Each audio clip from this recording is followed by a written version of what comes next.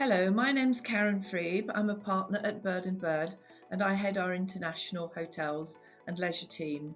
Today I'm absolutely delighted to be speaking to Ina Plunien, who is with Cedar Capital Partners, and this is the first of a series of interviews that I'm proposing to do throughout the course of 2023 with inspirational young women from the hospitality sector.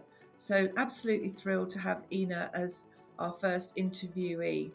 So, starting with our questions, Ina, welcome and thank you so much for agreeing to do this today. Perhaps we can start by you telling me a little bit about your current role within Cedar Capital Partners and what it involves. Yeah, pleasure. And thanks so much for having me, Karen. Delighted to be here. So, I am Vice President at Cedar Capital Partners, where I take care of both acquisition as well as asset management functions. And simply put, that means I stay with a hotel project from the moment we buy it to the moment we sell it, and try to ensure that in the middle of it, we ensure that, the business plan that we've drawn up for that particular project gets executed. Very good. And can you tell me a little bit about your journey to that role? Where did you study? What topics did you study? And what work experience equipped you for your current role? Yeah, so my background is very much in operational hotel management. So when I finished my IB, I studied hotel management at Hotel School The Hague in the Netherlands. And that course involved a variety of operational topics. And that, goes from training in kitchens, restaurant service, reception housekeeping, and what else you have, as well as a full 6 months operational internship at a hotel, which I did in Kuala Lumpur in Malaysia at the time. But it also involved sort of general business studies. You have accounting, finance, HR, marketing, sales, but all of these topics always with a twist and a focus on hospitality elements of it. And it wasn't until my final year at uni, actually, where they allowed for choice of minors, where I selected asset management and real estate investment, both of which I enjoyed a lot. And it was based on that experience that I started, doing internships in hotel real estate advisory at the time, which was also a fabulous experience. And once I graduated, I therefore decided, that was the best route to go with. And it all happened from there. That's great. So, a really rounded tuition there. But I have to say, the work experience in Kuala Lumpur sounds like a very tough gig, Ina. Yeah. Yeah, it was a good time, but it was hard work working on an Asian operational contract at the time. Yeah. Oh, wow. So, what aspect of your current role do you enjoy most?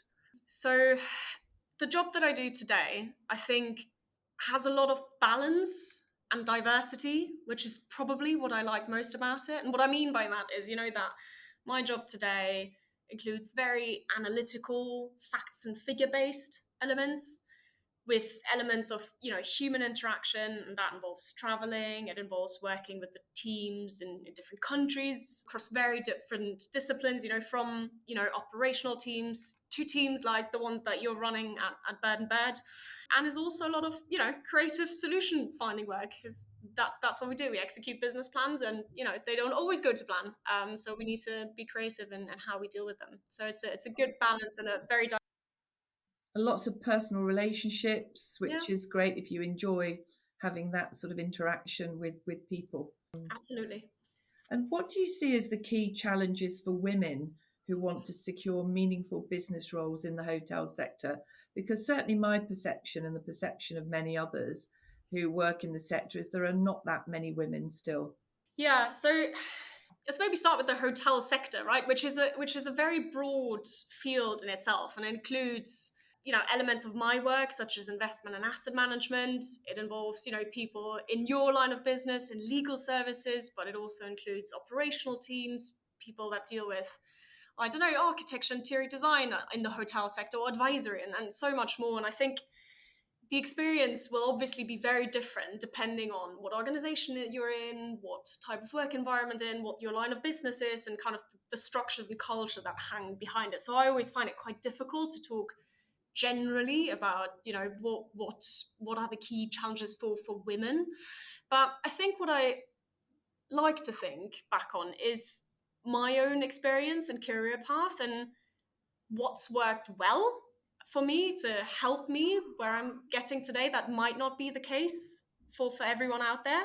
And I think if I do that, there's two things that I've noticed. Is one, that the first job that I got was an environment where there was a lot of female leadership representation in the team and my direct surrounding. And the second one is sponsorship that I received, both from male and female leaders. But this concept of sponsorship that I think I was very lucky to get, that may not be available to all young women when they enter in kind of the hospitality real estate field. So I'm happy to dig into that a bit more if we've got the time. We have, and I think mentoring and sponsorship are two very different things. Great. And whenever people ask me which of the two, what is the most important, I always say, well, mentoring is very important. And it was great what you were saying there about the fact that you were lucky enough to have female leaders around you and female role models. But there's a general consensus, I think, that that sponsorship is the vitally important element in helping people to progress. I couldn't agree more, right? Because if I think about mentorship, which, don't misunderstand me, it's very important, right? It's about providing advice and coaching and sharing knowledge, which is, which is a fundamental thing to happen as we all start our careers and as we progress through our careers. But I think sponsorship to me is a few steps further, right? It's about sitting down and strategizing with somebody about career. It's about, connecting somebody to other people who could help in that career. And actually so much about, advocating, lobbying for someone when they're not in the room, specifically when it comes to discussions, such as promotion bonuses. You need to have somebody to stand for you in that room when you cannot. And I think that, that's important for all of us, but I do think that that's where it ties in with representation, right? We gravitate to people that are like us, so we tend to connect with people that are like us. So in a male dominated industry, I think it tends to happen that young men, when they enter into the field, are more likely to get easier access to sponsors of that type. So it requires kind of, that representation on the female side of things to allow young women to get more access to sponsorship and a more natural access to sponsorship as they start their careers. I'm very glad that you mentioned that. And from my point of view, also, I was very lucky to have two key sponsors, one within my firm that I was with at the time as a very junior lawyer, who was a woman in my head of department, and the other one who was actually a male client who was wonderful to me and sent me work and moved the work with me when I moved firms. So those were two really key sponsors in my life. And I think it's something that firms and companies should all be looking at. I think promoting you, as you said, promoting you and lobbying for you. Have you thought about Ina for that role? Have you thought about Karen, instead of allowing you perhaps to be overlooked?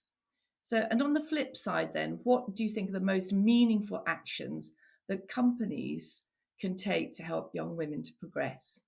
It's the all important question, right? When we think about that element of representations, right? How do you get more women into, well, not only the industry, but also leadership roles in the industry? And I think a lot of the times when starting that conversation about, well, hang on, we've got an issue with representation, we've got an issue with representation in leadership roles. A lot of the arguments that I hear, right, is that, there's a limited pool of female applicants because, the problem starts early in schools. It starts with the fact that, at uni, when it comes to business, economics, maths, and real estate and finance courses at university, that, there's not enough women that end up in those courses, and therefore the pool is too limited for us to draw from.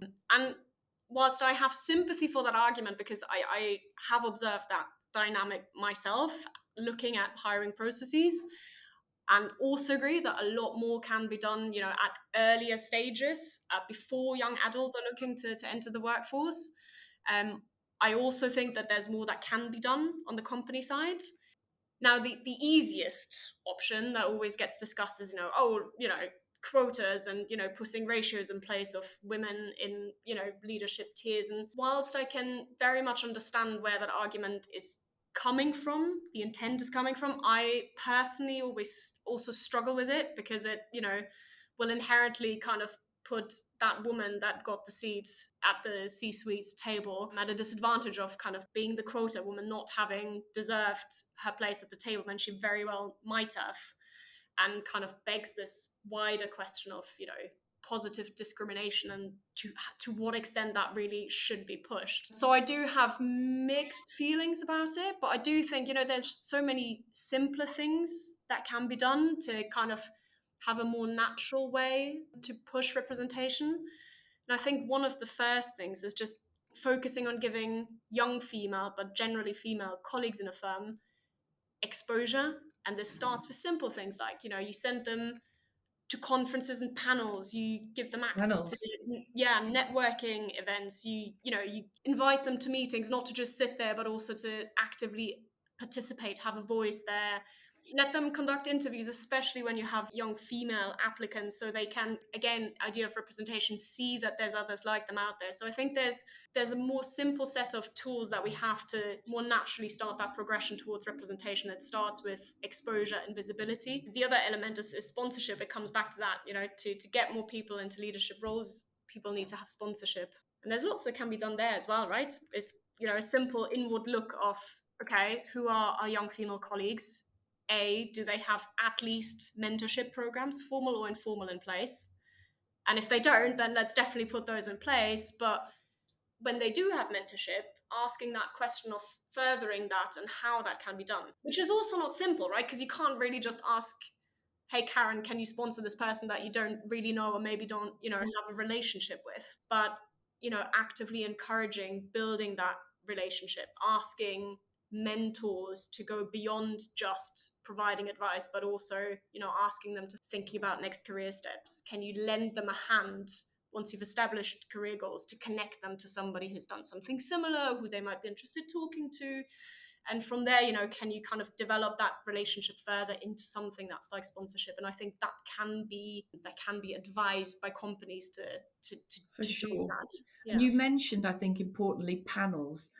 A criticism I hear a lot is that if you go to a conference like the Berlin IHIF, why are we again seeing 5 white men on a panel? Where are the women?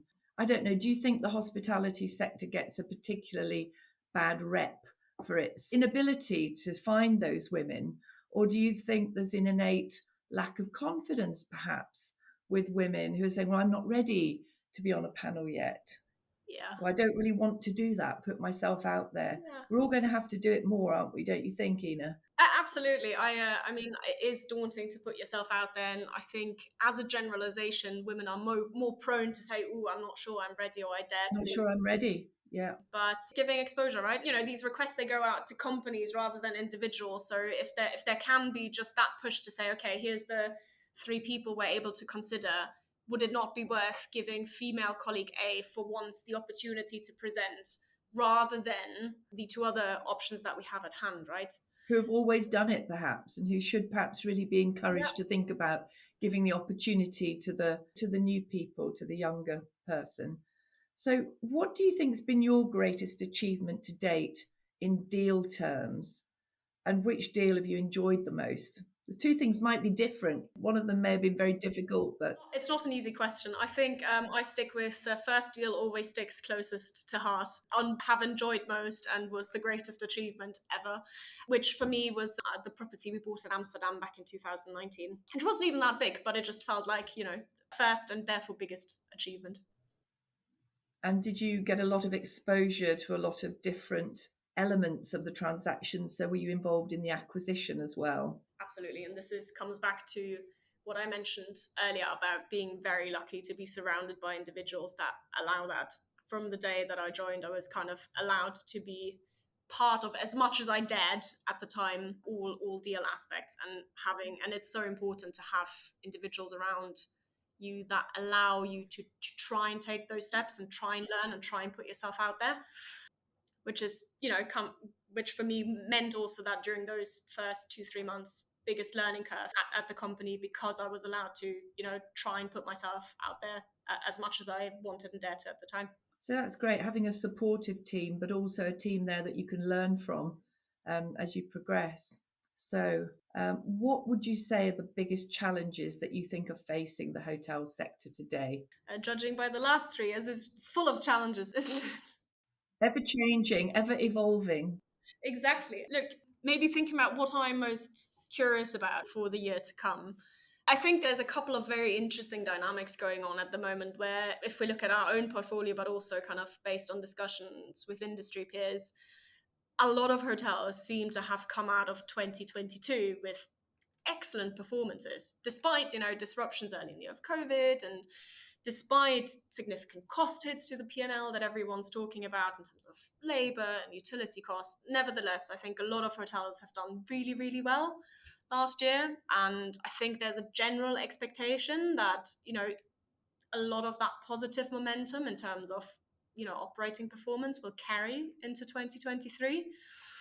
But we all know what happened on the flip side from an investment perspective, with debt getting completely repriced. And, whilst there's been some easing of the significant volatility we've seen at the end of last year, that still has put pressure on real estate pricing. So you've got that paradigm, that shift between well-performing hotels, but real estate prices that are being repriced. And what does that mean in terms of transaction activity in the year to come? Because there's kind of this, I can almost talk about a seller-buyer valuation gap, and what that's going to mean when loans come to maturity, people need to refinance, and how people generally look at pricing and what that'll do to transaction activity.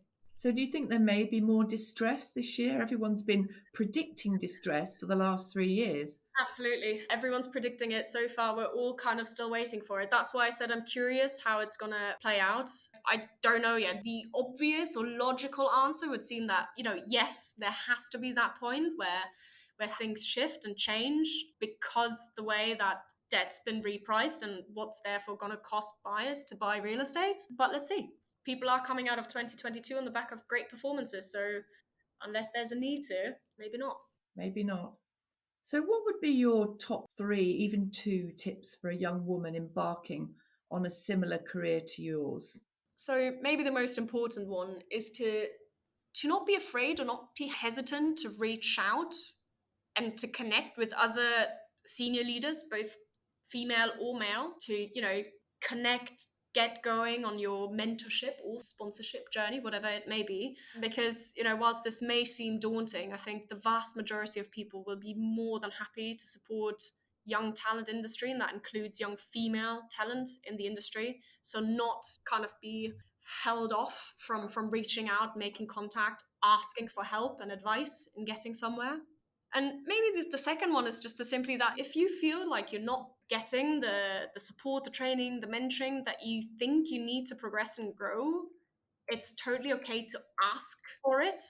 Don't ask, don't get. And again, most companies will be more than happy to help. I think it's more the lack of realization and the lack of wanting to do something. Ask and speak up for yourself. Can't be any harm in it. Be bold. Exactly. So now it's like the end of Desert Island Discs, except that apart from casting you away to an island, I'm going to say, right, next week we're going to cast you away to your favourite hotel for a week. What would your choice of hotel be? What would be your favourite hotel to be sent to? I've thought about this. It's not Amsterdam. Amsterdam, no. Not Amsterdam. It's impossible to say. So many amazing places out there to go and see and visit. So that was a very diplomatic answer. So the hotel sector is so rich with wonderful choices. Well, it's true, isn't it? Anyway, Ina, that's the end of our conversation today, but I wanted to thank you very much for being the first person to join in this series of podcasts. Thank you for your very insightful answers to my questions. I think one of the most important things that you said for me is that need to focus on sponsorship and not be afraid to ask for it. And I think that's a really strong message that hopefully young women and indeed young men listening into the podcast today should take away with them. But thank you very much indeed. Thanks, Karen, for having me again. Pleasure. Have a very good 2023. Lots of exciting deals. And you. Thank you.